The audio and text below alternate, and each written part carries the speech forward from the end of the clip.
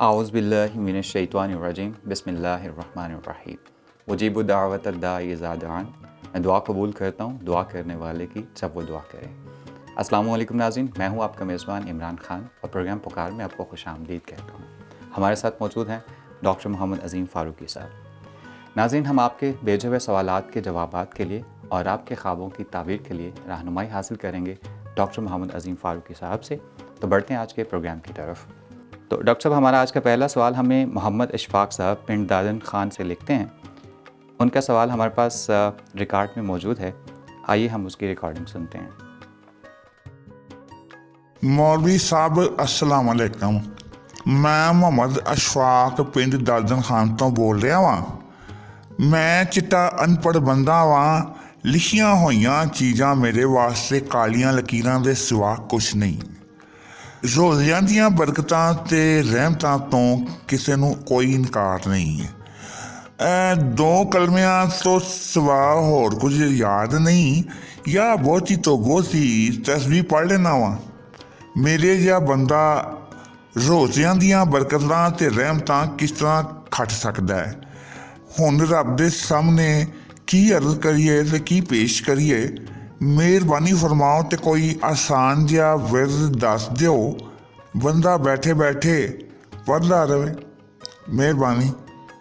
Doctor صاحب، یہ سوال ہمارے بہت سارے ایسے صاحبان کا ہے جو پڑھے لکھے نہیں ہیں، اسپیشلی جو قرآن پڑھنا جن کو نہیں آتا اور جن کو کچھ زیادہ سوٹ نہیں یا کچھ اس طرح کی چیزیں یاد نہیں، تو وہ اکثر اس طرح کے سوالات پوچھتے ہیں کہ ہم رمضان میں کیسے زیادہ سے زیادہ فائدہ حاصل کر سکتے ہیں. بسم اللہ الرحمن الرحیم. شکریہ ڈاکٹر محمد عمران خان صاحب. Welcome sir. ماہ رمضان یقیناً یہ اللہ تعالیٰ کا ایک خاص رحمتوں والا مہینہ ہے. بے شک. پہلا عشرہ رحمت کا، دوسرا بخشش کا، تیسرا جہنم کی آگ سے نجات کا. اللہ. اور قرآن میں بھی اللہ نے نام لے کے اس کی اہمیت اور فضیلت بیان فرمائی. شہر رمضان الذی انزل فیہ القرآن ھدی للناس وبینات من الہدی والفرقان فمن شہد منکم الشہر فلیصمہ. کہ یہ رمضان کا مہینہ وہ ہے جس میں اللہ نے قرآن نازل کیا، لوگوں کے لیے ہدایت بھی ہے، حق اور باطل میں فرق کرنے والی جو ہے وہ نشانیاں بھی ہیں، تعلیمات بھی ہیں. بس تم میں سے جو کوئی اس مہینے کو پائے تو اس کو چاہیے اس کے روزے رکھے. ماشاءاللہ. اور دوسری جگہ بھی ہے کہ یا ایھا الذین آمنوا کتب علیکم الصیام کما کتب علی الذین من قبلکم لعلکم تتقون. کہ اے ایمان والو، تم پہ روزے فرض کر دیے گئے جیسے تم سے پہلی امتوں پہ فرض تھے تاکہ تم متقی ہو جاؤ. اللہ. تو شیاطین کو پایا زنجیر کر دیا جاتا ہے، جنت کے دروازے کھل جاتے ہیں، جہنم کے بند ہو جاتے ہیں. سبحان اللہ. نیکیوں کا اجر بڑھ جاتا ہے، نفل فرضوں کے درجے میں چلے جاتے ہیں. ایک فرض 70 فرضوں جتنا اجر پا لیتا ہے. اللہ. ہر طرف باد بہاری چلتی ہے اور ایک پر نور فضا اور ماحول ہوتا ہے. اللہ کی بارگاہ سے ہر آن ایک گویا کہ منادی آتی ہے کہ ہے کوئی بخشش طلب کرنے والا، ہے کوئی رحمتیں لینے والا، ہے کوئی بیماریوں سے شفا کا طلبگار، کوئی رزق کا طلبگار، کہ اس کی مراد پوری کی جائے. تو اس مہینے یہ ایک قسم کا ریفریشر کورس بھی ہے. تو ہمارے بھائی پنڈ دادن خان سے جنہوں نے سوال کیا ہے، اچھی بات ہے، انہوں نے رہنمائی لی ہے کہ ہمیں اس مہینے میں سب سے پہلا تو فرض ہے کہ روزے رکھے جائیں. بے شک. کیونکہ ہر مرد اور عورت جو بھی عاقل ہے، بالغ ہے اور مسلمان ہے تو اس کے لیے لازم ہے کہ وہ ماہ صیام کے روزے رکھے. اور اللہ نہ کرے اگر کسی وجہ سے، کوئی بیماری کی وجہ سے یا سفر کی وجہ سے جو شریعت نے چھوٹ رکھی ہے، تو اگر وہ روزے رہ گئے ہیں تو اس کا بھی حل موجود ہے کہ وہ بعد میں قضا کرے. تو سب سے پہلا عمل یہ ہے کہ روزہ رکھا جائے اور پورے شوق سے رکھا جائے، سحری افطاری کے سارے تقاضے پورے کرتے ہوئے. اور دوسرا یہ ہے کہ صرف روزہ رکھ لینا کافی نہیں، نمازیں بھی پڑھیں، نماز تراویح کا بھی اہتمام کرے، اور ذاتی طور پہ بھی تسبیحات جو ہے وہ آیت کریمہ ہے، کلمہ طیبہ شریف ہے، درود شریف ہے، استغفار ہے، وہ اس کا بھی جتنا ورد ہو سکتا کرے. اور اس سے بھی بڑھ کے گناہوں سے بھی بچے. سرکار نے فرمایا کہ اگر کسی نے روزہ رکھ لیا ہے لیکن اس نے جھوٹ بولنا اس سے باز نہیں آیا یا دیگر جو معصیت کے کام ہیں، تو اللہ تعالیٰ کو اس کے بھوکا اور پیاسا رہنے کی کوئی حاجت نہیں. تو روزے کو اس کے سارے تقاضے پورے کرتے ہوئے ایک سمجھیں بھرپور اللہ کی رحمت سمیٹنے کے طور پہ لینا چاہیے. جی ڈاکٹر صاحب بہت شکریہ. ہمارا آج کا دوسرا سوال ہمیں گھوڑا گلی مری سے موصول ہوا ہے. یہ ابرار عباسی صاحب ہیں. وہ لکھتے ہیں کہ بیماری کے سبب چھوٹ جانے والے فرضی روزے کی قضا کیا ہے؟ کیا کوئی ایسی دعا ہے جس کے پڑھنے سے چھوٹے ہوئے روزوں کی قضا ہو جائے؟ بہت شکریہ. دیکھیں، جو فرائض اللہ تعالیٰ کی طرف سے بندہ مومن پر، مسلمان کے لیے لازم ہے، تو وہ تو ضروری ہے. سرکار نے فرمایا کہ بنی الاسلام علی خمس، اسلام کی بنیاد 5 چیزوں پہ ہے. گواہی دینا کہ اللہ کے سوا کوئی معبود نہیں، محمد صلی اللہ علیہ وسلم اللہ کے بندے اور رسول. 5 وقت نماز ادا کرنا اور ماہ رمضان کے روزے رکھنا، زکوٰۃ ادا کرنا اور حج کرنا. تو زکوٰۃ صاحب نصاب کے لیے ہے اور حج صاحب استطاعت کے لیے ہے. لیکن یہ ارکان ثلاثہ جو ہیں، جو کلمہ شہادت، نماز اور روزہ، یہ سب کے لیے ہے. کوئی امیر ہے، غریب ہے، کوئی آقا ہے، گدا ہے، جو بھی مسلمان ہونے کا دعوے دار ہے یا جو اس شہادت سے بہرہ مند ہے، تو اس کے لیے لازمی ہے کہ اگر نماز رہ جاتی ہے کسی شرعی عذر کی وجہ سے یا کسی اور کوتاہی کی وجہ سے، تو اس کا ازالہ کرنا ضروری ہے. وہ نمازیں قضا ان کو ادا کرنی پڑیں گی.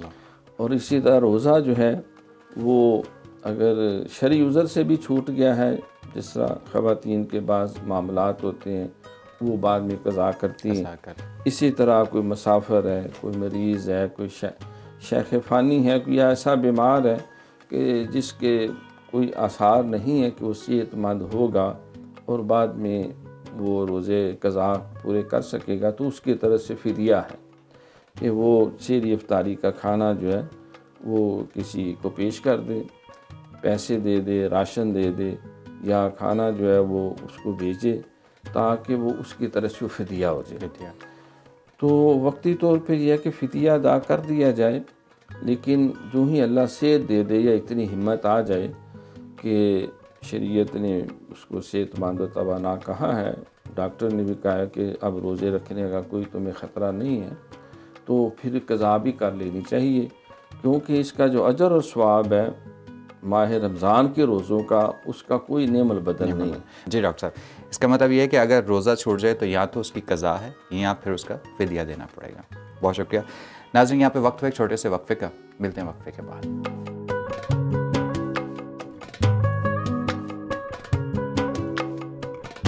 ناظرین، وقفے کے بعد آپ کو دوبارہ خوش آمدید کہتے ہیں. پروگرام کے سلسلے کو آگے بڑھاتے ہیں. ڈاکٹر صاحب، ہمارا یہ سیگمنٹ جیسا کہ آپ کو پتہ ہے خوابوں سے ریلیٹڈ ہوتا ہے. تو ہمارا آج کا پہلا خواب جو ہماری ٹیم نے چنا ہے وہ ہمیں ضلع خوشاب سے موصول ہوا ہے. وہاب الدین صاحب ہیں. وہ کہتے ہیں کہ میں نے کچھ دن پہلے دیکھا کہ آسمان سے کاغذوں کی بارش ہو رہی ہے. پلیز اس میں میری رہنمائی فرمائیے گا. دیکھیں، بارش تو یقیناً اللہ تعالیٰ کی رحمت ہے. بے شک. تو خواب جو ہیں، میں تھوڑا سا اس کے بارے میں پچھلے ہم نے جو ہے سیگمنٹس میں بھی اس بات کا ذکر کیا ہے کہ بعض خواب ایسے ہوتے ہیں وہ ایم بس خواب ہی ہوتے ہیں، ان کی کوئی بظاہر ایسی حقیقت نہیں ہوتی.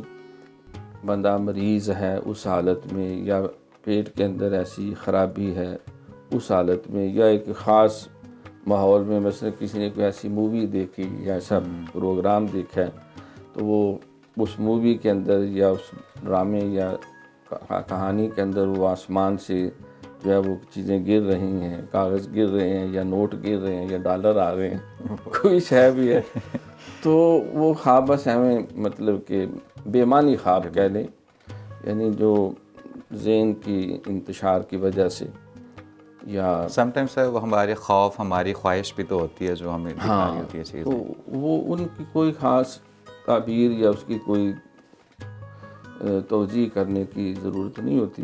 لیکن بہرحال اگر اچھے مباح وقت میں ہے اور ایسی بظاہر کوئی کیفیت نہیں ہے جس کے زیر اثر جو ہے وہ خواب کے اندر وہ خواہشات یا وہ چیزیں ریپیٹ ہوئی ہیں، تو آسمان سے اگر کسی کو کوئی شے کاغذوں کی صورت میں گرتی ہوئی نظر آ رہی ہے تو اس کا مطلب یہی ہے کہ جو اللہ کی طرف سے انبیاء و مرسلین کو احکامات ملے ہیں، بالخصوص جناب محمد رسول اللہ صلی اللہ علیہ وسلم جو خاتم النبیین ہے، اور قرآن پاک اللہ کی آخری کتاب ہے جس کا ذکر بھی کر دیا کہ الیوم اکملت لکم دینکم واتممت علیکم نعمتی ورضیت لکم الاسلام دینا، اور پھر مزید کہہ دیا کہ ومن یبتغ غیر الاسلام دینا فلن یقبل منہ، کہ آج کے دن ہم نے آپ کا دین مکمل کر دیا، نعمتیں تمام کر دی، اور اسلام کو بطور دین تمہارے لیے پسند کیا ہے، کوئی اس کے علاوہ اگر کوئی اور دین لائے گا تو قبول نہیں کریں گے۔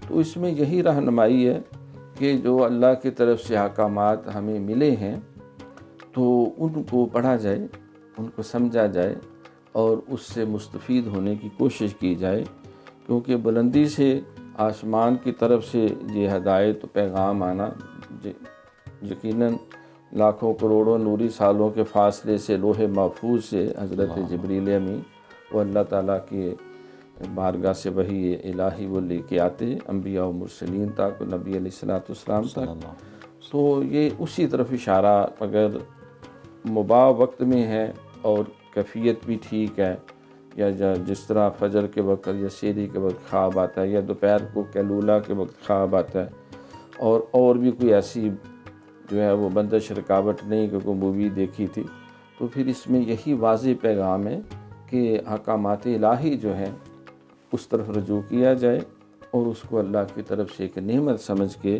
اس سے بھرپور استفادہ کیا جائے۔ اگر کوئی معاملات دینی یا دنیاوی حقوق العباد میں کوتاہی ہے تو اس کو بہتر کیا جائے اور غلطیوں سے تائب ہو کر جو ہے وہ قرآن و سنت کے احکامات کے ساتھ زندگی گزارنے کی کوشش کی جائے، کیونکہ یہی کامیابی کا راستہ ہے۔ الحق من ربک فلا تکونن من الممترین، حق تمہارے رب کی طرف سے آ چکا ہے، لہٰذا کسی شک میں پڑنے کی ضرورت نہیں۔ مطلب یہ کہ ایک تو بارش کو جو ہے وہ بہتر سمجھا جائے، اور دوسرا کاغذ سے مراد جو کلام الہی ہے اس کی طرف اپنا رابطہ مضبوط کیا جائے۔ جی ڈاکٹر صاحب، ہمارا آج کا دوسرا جو خواب ہے وہ ہمیں تنویر صفدر صاحب نے اسلام آباد سے بھیجا ہے، H13 سے۔ وہ لکھتے ہیں، کہتے ہیں کہ میں نے خواب میں دیکھا ہے کہ میں دروازہ کھول کر اندر داخل ہوا ہوں، اس کے اندر ایک اور دروازہ ہے، پھر اس کے اندر ایک اور دروازہ ہے، اور یہ سلسلہ جاری رہتا ہے، دروازے کے اندر ایک اور دروازہ ملتا رہتا ہے، لیکن میں اپنی مقصود اور مطلوبہ جگہ پر نہیں پہنچ پا رہا، تو پلیز اس پر آپ میری رہنمائی کیجیے گا۔ دیکھیں، پھر میں وہی بات عرض کروں گا کہ خواب جو ہے ہر بندہ جو ہے اس کے حالات، اس کے ماحول پلس اس کی جو ذہنی استعداد ہے، اس کی تعلیم ہے، اس کا جو روزگار ہے، وہ ساری چیزیں پیش نظر رکھ کے پھر 100% انسان پوری جو ہے وہ قرآن و سنت کے مطابق رہنمائی ملتی ہے اور رہنمائی دی جا سکتی ہے اور دینی بھی چاہیے، لیکن یہ ایک مطلق جس طرح ایک انہوں نے دیکھا ہے تو معلوم یہ ہوتا ہے کہ اگر تو کوئی خیر کے راستے کی طرف وہ چل رہے ہیں تو پسندیدہ عمل ہے کہ اللہ تعالیٰ ان کے لیے رحمتوں کے دروازے کھول رہے ہیں، جس طرح حدیث پاک میں ہے کہ ماہ رمضان شروع ہوتا ہے فتحت ابواب الجنہ، وہاں بھی ابواب کا جنت کے دروازے ہے، ایک دروازہ نہیں بہت سے دروازے، تو اللہ تعالیٰ رحمت کا ایک دروازہ کھول دیا، دوسرا اس کا مطلب ہے کہ کامیابی کے دروازے تمہارے لیے کھل رہے ہیں، لہٰذا تم اپنی کوشش اور تگ و دو جاری رکھو۔ اگر علم کا اصول ہے، کوئی روزگار کا اصول ہے، یا کوئی اور دنیاوی جو اللہ کی طرف سے پسندیدہ عمل ہے، تم کوشش کر رہے ہو تو مایوس ہونے کی ضرورت نہیں، تمہارے منزل جو ہے وہ قریب ہے، تم اپنی کوشش جاری رکھو۔ اور اگر اس میں کوئی برائی کا پہلو ہے، کوئی ایسا عمل وہ کر رہا ہے اور اس کے لیے سر توڑ کوشش کر رہا ہے کہ میں کسی نہ کسی طرح اس غیر شرعی چیز کو حاصل کرنے کے لیے جو ہے وہ میں کاوش کروں، تو اس کا بھی یہی مطلب ہے کہ آگے دروازے آ رہے ہیں، مقصد یہ ہے کہ تم رک جاؤ، باز آ جاؤ، اور انتہائی جو تباہی ہے وہاں تک نہ پہنچو۔ جو جس راستے پہ تم چل رہے ہو اگر برائی اور معصیت کا ہے تو یہ تمہارے لیے کوئی فائدے مند نہیں ہوگا۔ جس طرح وہ قرآن پاک میں نا زلیخا نے 7 دروازے رازداری بنائی ہوئی تھی، تو ان دروازوں سے جو ہے وہ جو گزرتا، تو حضرت یوسف علیہ السلام جب باہر نکلے تو تاکہ اس شیطانی عمل اور ماحول سے جان چھڑائے، تو پھر دروازے اللہ اپنی رحمت سے کھولتا گیا، ہاتھ لگائے بغیر دروازے کھول گئے، تو وہ خیر کی طرف تھا، برائی سے بچنے کے لیے۔ تو اگر کوئی برائی کی نیت سے کسی عمل میں مصروف ہے تو اس کو اس میں تنبیہ ہے، خبردار کیا گیا ہے۔ لیکن عام طور پہ جو عمومی ماحول ہے کہ یہ دروازہ کھلنا جو ہے یہ رحمت کی علامت ہوتی ہے، تو امید یہی ہے ہمارے بیٹے کو یا بھائی کو جو خواب آیا ہے کہ وہ کہ خیر کے لیے قدم بڑھا رہا ہے، تو ان کی حوصلہ افزائی کی جا رہی ہے، اور کوشش کو جاری رکھنا، جاوداں پہم رواں، ہر دم جواں ہے زندگی ہے، زندگانی کی حقیقت کو کان کے دل سے پوچھ، جوبے شیر و تیشاؤ سنگے گراں ہے زندگی۔ تو علامہ اقبال نے بھی کہا کہ ستاروں سے آگے جہاں اور بھی ہیں، ابھی عشق کے امتحان اور بھی ہیں۔ تو اللہ تعالیٰ کی رحمت سے انسان کو پر امید رہنا چاہیے، اور اپنے خیر کے عمل کو چھوڑنا نہیں چاہیے کہ راستے میں رہ بھی جائے گا تو وہ کامیابی سمجھا جائے گا۔ جو مجاہدین ہوتے ہیں وہ اللہ کے دین کی سربلندی کے لیے اور اللہ کے رضا کے لیے کوشش کرتے ہیں، تو راستے میں وہ بیچارے اگر جان گوا بھی بیٹھے تو شہید ہے، بے شک کامیاب ہو جائیں گے تو غازی ہیں وہ۔ تو اس اعتبار سے خیر کا عمل جو ہے اس میں مصروف ہونا بذات خود یہ بہت بڑی سعادت ہے۔ اس کا مطلب یہ ہے کہ دونوں صورتوں میں اگر وہ کوئی نیک کام کر رہا ہے تو بھی اس کے لیے خوشخبری ہے کہ اللہ مزید راستے کھول رہا ہے، اور اگر خدا نہ خواستہ وہ کسی ایسے کام میں مصروف ہے جو شرعاً جائز نہیں ہے تو اللہ اس کو تنبیہ کر رہا ہے کہ تم اس سے باز آ جاؤ۔ بہت شکریہ ڈاکٹر صاحب۔ تو ناظرین، یہاں پہ وقت ہوا ہمارے آج کے پروگرام کے اختتام کا۔ ہمیں اپنے اگلے پروگرام میں آپ کی طرف سے بھیجے ہوئے سوالات اور آپ کی طرف سے بھیجے ہوئے خوابوں کا انتظار رہے گا، اور انشاءاللہ ہم ان پر رہنمائی حاصل کرنے کے لیے ڈاکٹر صاحب سے رجوع کریں گے۔ تب تک کے لیے ہمیں دیجیے اجازت، انشاءاللہ اگلے پروگرام میں پھر آپ سے ملاقات ہوگی۔ اللہ حافظ۔